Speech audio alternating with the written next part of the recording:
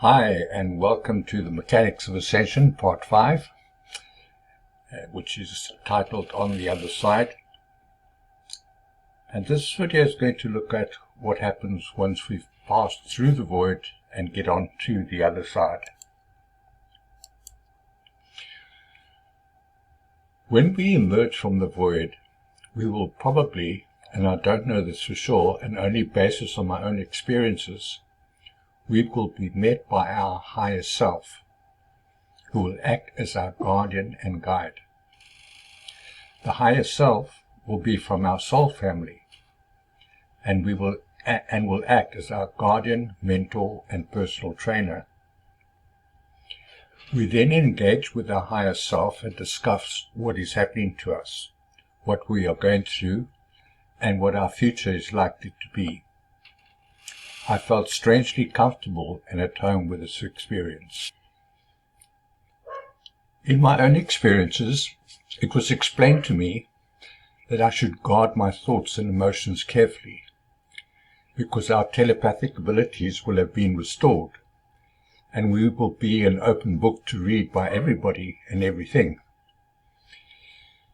It will also be explained that our desires will also be known by everybody and everything, and that we will have remarkable manifestation abilities, and that we will have to learn the laws of karma quickly, because their consequences will soon appear.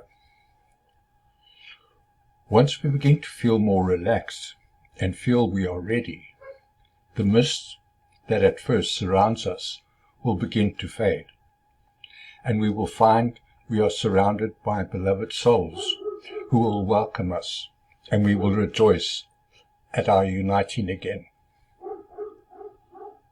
Our higher selves will be our guides, mentors, and tutors until we are settled in. There will be some remarkable differences between here and there, and I will explain these later.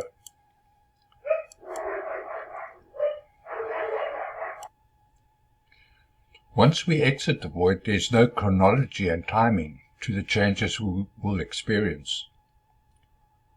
They will all manifest together, so in listing them, and there are many, there is no hierarchy to them, and they should be understood as being combined together. I will try to explain them one by one later, but will first list them together.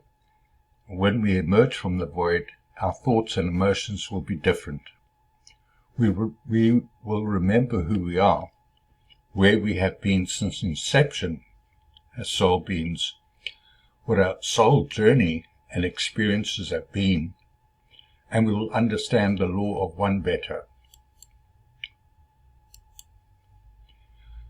We will not have a predisposition to negative thoughts, emotions, and behaviors, and instead the reverse will be true. We will still have the ability to think, feel, and behave negatively, but our predisposition will not be inclined that way, although some will find this difficult to adjust to. The hologram we exist in will be clearer, colors more vivid, and some changed from what we are used to. The sun will be yellow again, etc. Information will be constantly apparent, and we will be reconnected to the universal internet without the need for computers. We will be the information processors. The cellular structure and genetics of our bodies will be different. We will have 3 strands of DNA instead of the 2 we currently have. So our physiology will change, and we will live longer lives. Our physical bodies will be less dense and be semi-etheric. And even though we are in the domain of the semi-etheric, everything in the 4th, 5th, and 6th dimension is semi-etheric. So it's not that we will be semi-etheric and the other things and items around us are still in density 1, 2, and 3. They will also be semi-etheric, so we won't notice the difference all that much. Our appetites and energy needs will change.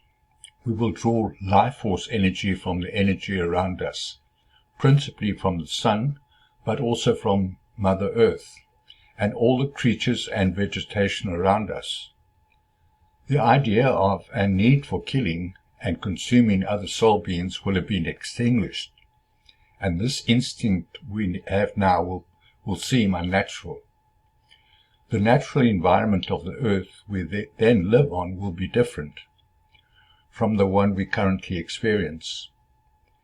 In order to enslave us here, the fallen ones had to first corrupt the energies of our Mother Earth, to offset and distort the universal energy flows around her. But her natural energy flows will be restored also. Principally, the distortion between her magnetic and rotational fields will be restored.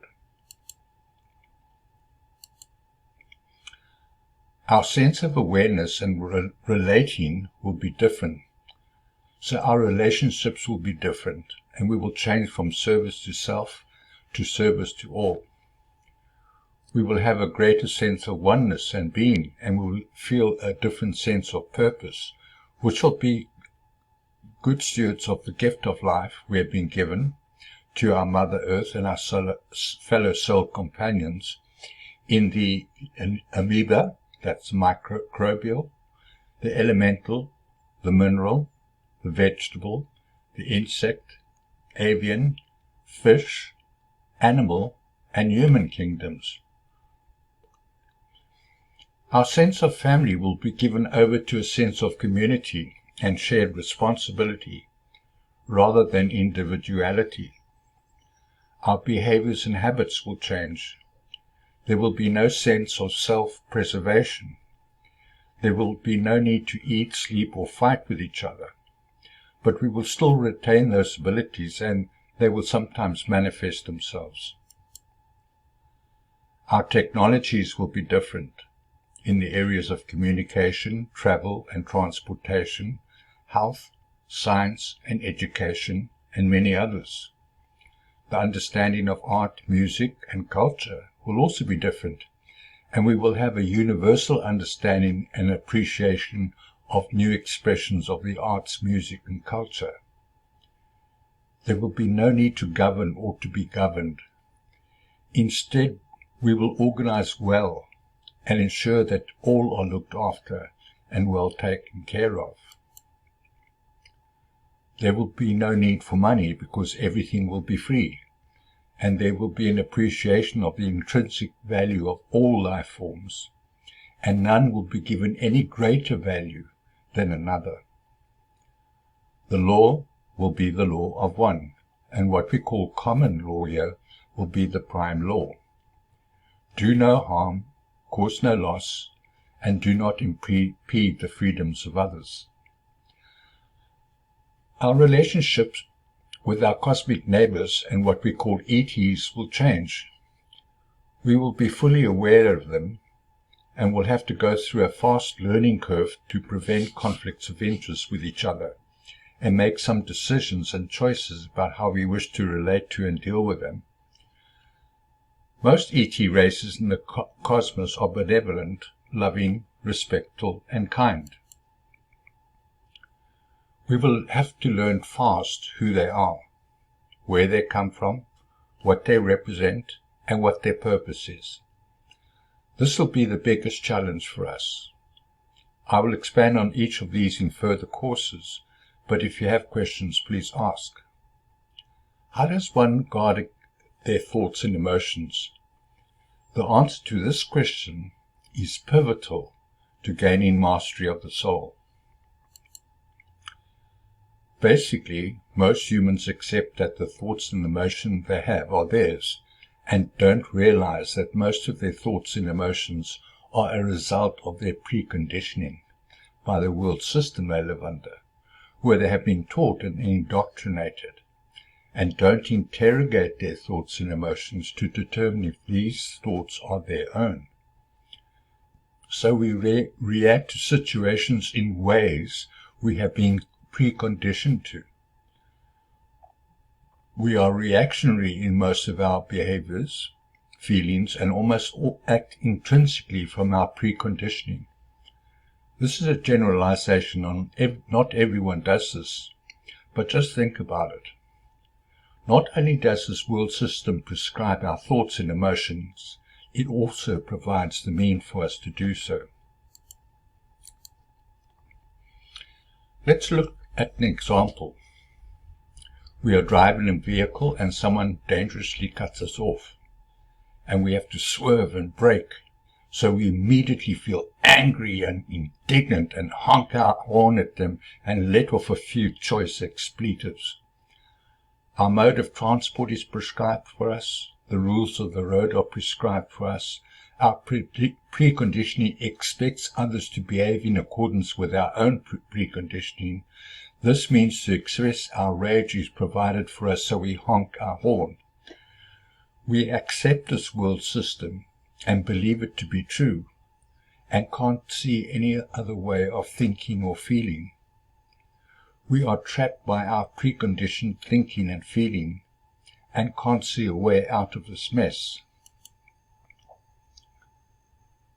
The only way out of this mess is to change one's point of view, or change one's viewing point rather, and see the world from the inside out by honestly interrogating oneself and answering these questions from that perspective. Who and what am I really? Who are all these people? What is my purpose for being here? What are my values really? And do my words and actions reflect truly who I am? Or do they reflect my preconditioned self? Who is in control of my life? Me or the system? These are just a few questions to get us started. The answer to those questions will evoke new questions that only we ourselves can answer. We have reacted in a preconditioned way, and the system has provided the means for us to react in that way. If we can lead ourselves to the point where the answer to those questions is, and perhaps you should make this a daily mantra, I am an eternal sovereign soul being on a soul evolutionary journey in the company of other sovereign soul beings, trapped in a hologram not of our own making, but with the means to change the hologram if we choose. I take back the sovereignty over my soul essence. I espouse the highest order of thought, that is the oneness of all things. I embrace the finest and highest values and feelings, and attach them and embody them into my soul essence and soul being, and choose to adapt my perspectives and behaviors within the boundaries of my own choices for myself, for the greater good of all. If we can get to that point and make that covenant with ourselves, anything is possible in the universe, because that's how the universe works. The fallen ones don't want us to know this. What is a true soul warrior? A true soul warrior fights for control over their own domain and dominion over themselves, and not over a corrupt external holographic reality. A true soul warrior fights for dominion over the domain of their own souls. That is the territory that really counts and matters, and control over that territory will unite them with their soul twin, soulmates, soul families, soul groups, and soul societies. Dominion and sovereignty over one's own soul is the cause of the soul warrior.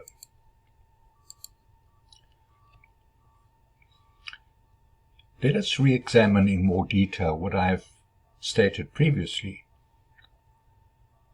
When one arrives on the other side, as I stated before, once we have ascended, I stated, when we emerge from the void, our thoughts and emotions will be different.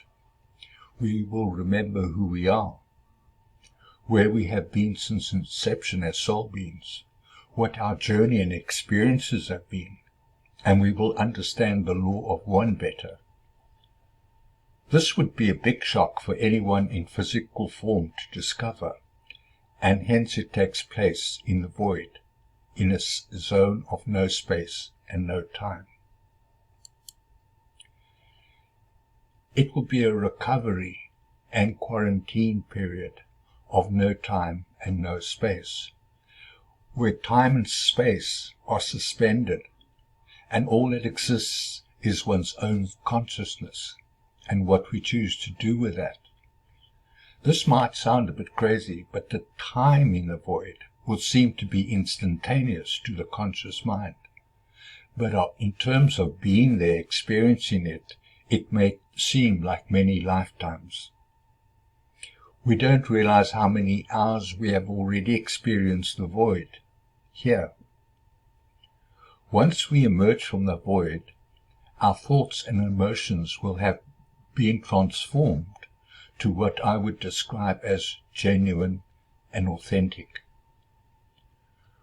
We are so indoctrinated here with lies and falsehood that we are not able to be genuine and authentic, although many of us subscribe to and wish it. It is just not possible here, no matter how hard we try. How will our thoughts change? Our thoughts will change from beliefs to knowing. We will revert to the one mind and know everything. This might seem like a stretch of the imagination, but the truth is we have been fed bullshit and lies from the moment we incarnate here to the day we die. We will know how the universe works, and we will take our rightful place in the evolution of our souls. That will be a bit scary at first, because our choices and volition will have instant responses from the universe, and we will have to get used to that. And we will have to be more responsible about our choices and how we will exercise our will. But there will be a sense of freedom and justice in how it works, and we will know the will of the one soul and how we fit into it. How will our emotions change? They will change in this way. Our emotions are like magnets and will attract what we feel. So likewise, we will have to learn how to manage our emotions in a way that we learn to attract only what we want. The universe is not bipolar and cannot distinguish between what we want and what we don't want. So if we are thinking and feeling that we don't want something, we will be given those experiences. So we will have to be more responsible about our thoughts and feelings. On this planet of duality and bipolarity, our magnetic energy is confined mainly to relationships. Over there, we attract whatever we feel. Now this may seem scary to some, but magnetic energy is very powerful in the universe. Our emotions are the drivers of all creativity, and when combined with thought and imagination, it is a very powerful force. Like I have stated before, human emotions here are reactionary in nature, where our emotions are programmed to react to externalism, and fighting this trend is very difficult because we are conditioned in this way here. However, once our memories are restored, we will gain a new understanding of who we are and be more confident in whom we are. This will restore our sense of self in ways we cannot yet grasp. Our fears, insecurities, and lack of confidence will change into love, thoughtfulness, and compassion, and we will be in control of those. What we still have to learn is to balance our thoughts and emotions. Thoughts are information, ideas, imagination, and intelligence, while emotions are the forces that attract what we think and imagine into our manifest reality.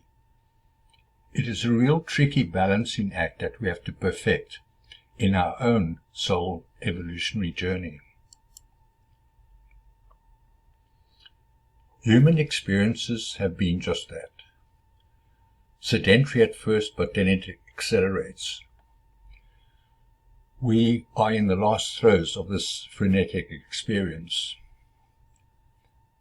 Have you noticed how frenetically technology has advanced in the last 60 years? Like last year's cell phone is inadequate because new apps only work with the latest technology that we pay for. We didn't have mobile phones until the early 90s. Now they are everywhere, distracting people. It's a wild ride that the fallen ones want to control. Time and space are universal precepts. They work the same all over the universe. So we go along for the ride, if you like, but you have to know first how it all works and not go unknowingly. Know yourself as an infinite sovereign being first, and drop all beliefs, and you will be fine.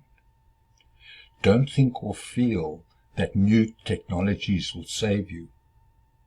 Only you can do that. It gets more intense from here on in, so make friends with who you are, because in the universe, that is all that exists. The I am, conscious self, and what we do with and manage that.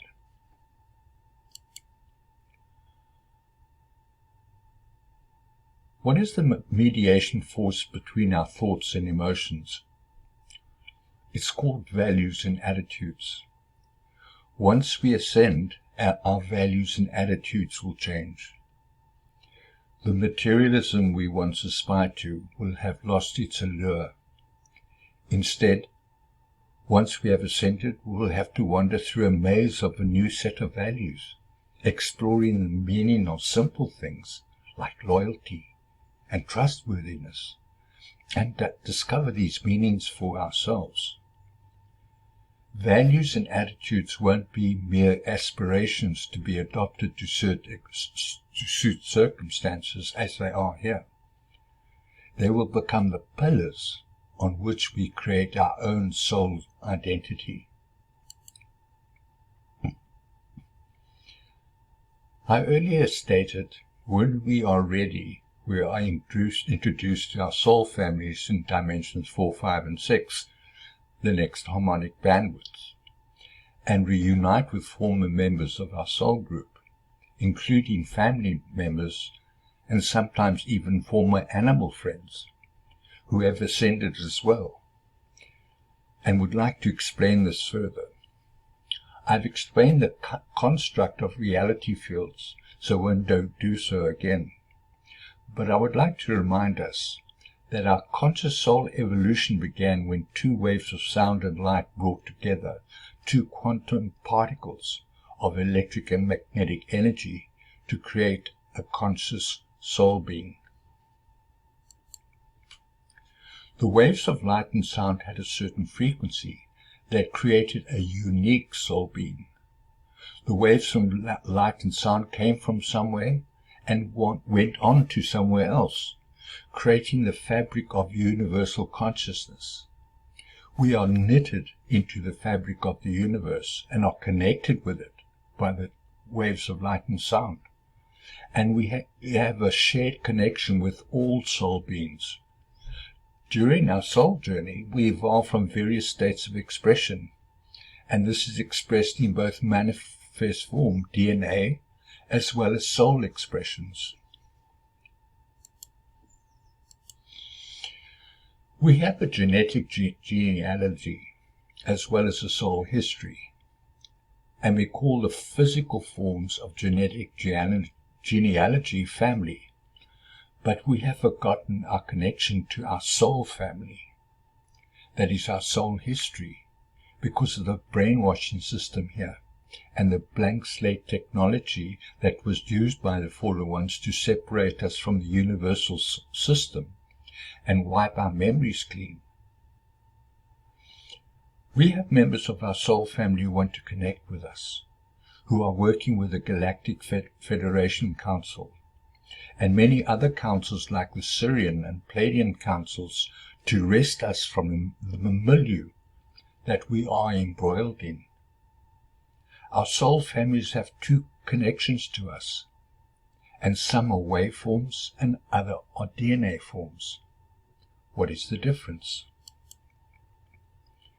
These waves of sound and light carry information codes that are recognizable by soul beings as being coherently compatible and interconnected, and are drawn to each other. Like we strangely connect and are attracted to people we have never met before. They are soul family. The other connection we have is through our DNA. I won't go into Earth's history. Suffice it to say that the creatures on Earth were not created by a God. They were genetically engineered and formed by many members of our soul families in many other space-time continuum and dimensions who contributed their DNA to this endeavor to create the jewel of the universe, the Earth. In their own soul evolution, what that means is that our soul families parted with bits of their consciousness, their soul energy, who they hoped would benefit them on their own soul journey. I further stated before that when we ascend, our conscious awareness of who we are, the observer, moves its station of conscious awareness into the fifth dimension. At the moment, our station of consciousness is stationed in the fourth dimension, and we are observing ourselves in dimensions 1, 2, and 3, as explained in the Evolution of the Soul course. Conscious awareness, the observer, is always stationed one dimension above the level of its current awareness, in whatever reality field it is in, and is thus observing from above, from a higher dimension.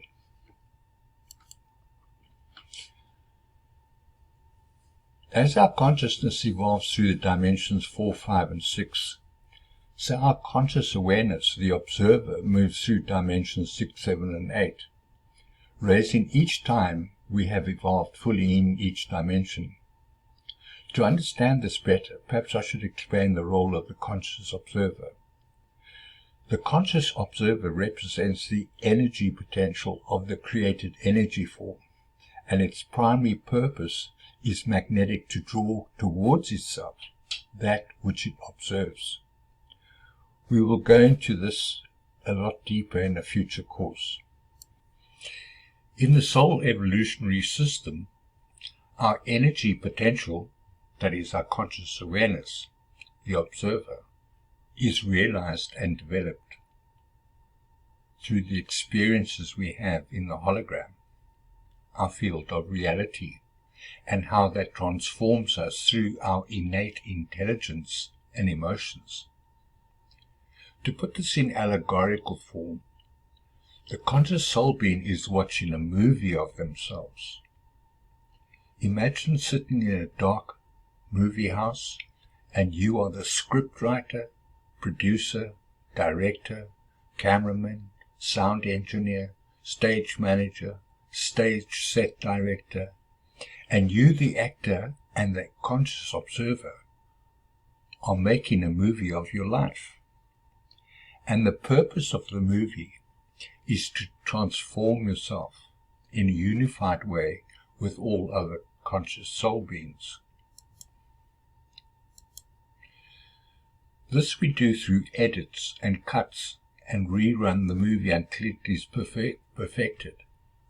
Once the conscious observer has achieved the completion of this life's movie, they go one seat closer to the screen. And in the end, they are the movie they are watching, when the observer and the observed are the same thing, bringing along with them all those different experiences. In the allegory, the conscious observer is all those things I mentioned, assisting in the process of perfecting their life's movie. This is not a great allegory, but I hope you get the gist of it. I know how strange this is to the human mind, because it goes against the doctrine and dogma here. Unfortunately, the fallen ones intervened here during their fall and captured all of the genetics and souls on planet Earth and separated them from the universal soul families and the light and sound fields. This was just before the last Ascension cycle, about 25 to 26,000 years ago. Since then, we have been captured as slaves to the fallen ones, to get us out of this mess and to reunite with our soul families. Our soul families have been dealing with the off-planetary technologies and fallen beings here, and have resolved to retrieve what was stolen from them, their earth families, both energetic soul connections and DNA connections, because this impedes their own soul evolutionary journey. We can only return to source, the screen, and evolve further when we are fully intact energetically, and when our soul encoding is complete. This is something we will have to learn. So when we emerge from the void, we have our memories restored, and we enter our new harmonic bandwidth. We will be able to see our soul families and be reunited with them, because we will have left the false spectrum of light and sound waves here that have prohibited us from seeing them before. Many here want what they call full disclosure of what has been going on and what the relationships with ETs have been, without a fuller understanding of what that means. It would be easy for the fallen ones to conjure up a bunch of space invaders to satisfy this lust for disclosure and hijack the genuine ascension process, and sidetrack everyone into giving over their will to their demands. It will be, here we go again, back into the old control system, so we have to be careful of that. Our soul families will unite with us unconditionally after our memories have been restored. So if full disclosure happens before that, beware and be aware. We have to have our soul and genetic memory disclosed first before we trust a full disclosure. Otherwise we will be depending on some external gods, some ETs, to redeem us again. There is a possibility that the fallen ones will engineer an event and full disclosure here. But if our soul memories have not been restored and we don't feel an immediate soul connection with what is presented, just dismiss it, because there will be an event where our memories are restored and we won't have to put up with the deceivers anymore.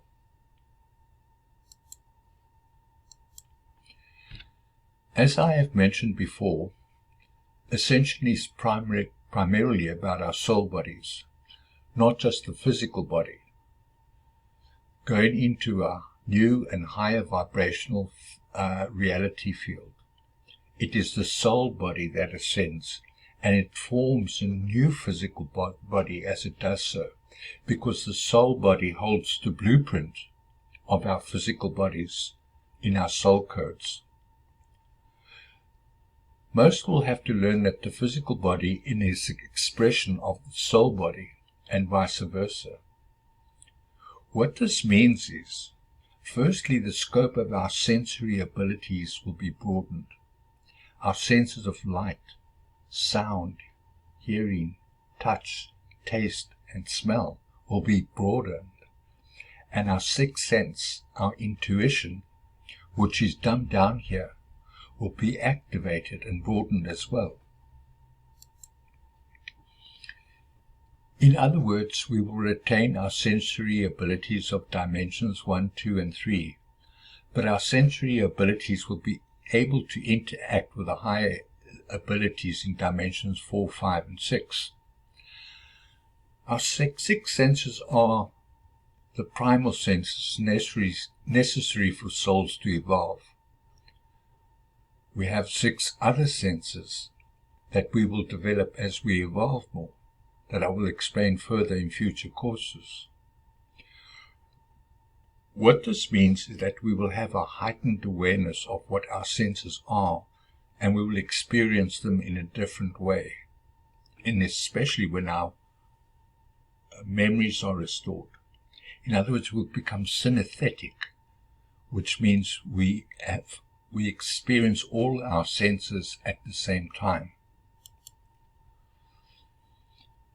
Because each soul is unique and has a unique frequency signature of light and sound waves, we retain our basic personalities and character, but we will be better informed so that we can make self-fulfilling decisions instead of self-defeating ones. We have been programmed yet to disallow the use of our intuition, that is seeing the unseen, which has been designed into the soul bodies of humans by the universal soul template. This is done through our connection with the universal sound and light fields, and the pineal gland that is fundamentally a radio transmitter and receiver, able to receive information from the universe and our higher selves, and transmitted and received by our brain through the pineal gland. That is why there has been an assault on our senses here, filling them with temporal and carnal pleasures, and numbing the use of our pineal glands through various means, including fluoridating our drinking water. Just know that when we ascend, the full function of our pineal gland will be restored, and we will accrue new senses. We are not designed to be cut off from the universal lattice. That is something that has been imposed on humanity by the fallen ones and the rulers of this world. We are intrinsically sovereign eternal soul beings on a soul evolutionary journey. The fallen ones control us from the moment we incarnate here, and fill our experiences with disharmony, pain, fear, trauma, and that was never intended by the universe.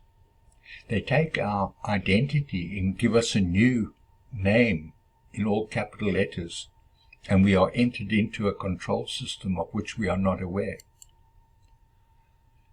Our beloved soul families are trying to mitigate the effects of that on our souls, and they require us to wake up and be aware of the dangers that the fallen ones present here, because they have an anti-human agenda, and our soul families want us to begin to understand the bigger picture and know who and what we are, what our purpose is, and to take our rightful place in the universal lattice. Thank you for watching, and be sure to watch the next part 6.